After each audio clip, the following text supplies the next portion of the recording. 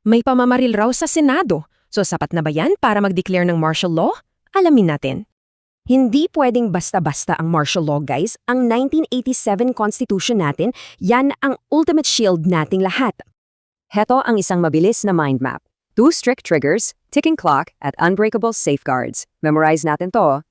Tandaan, dalawa lang ang triggers, actual invasion o actual rebellion. Hindi pwede ang simpleng krimen lang, ha?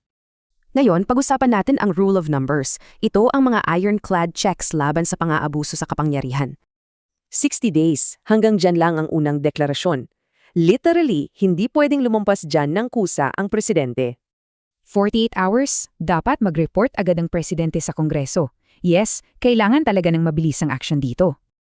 30 days naman ang meron ang Supreme Court para suriin kung valid ba talaga ang deklarasyon na yan. Ganito ang takbo ng proseso, mula day 0 hanggang 60 days. Ganyan kabilis kinokontrol ng batas ang kapangyarihan. Kahit may atake pa sa Senado, pwedeng i-veto ng Kongreso ang deklarasyon.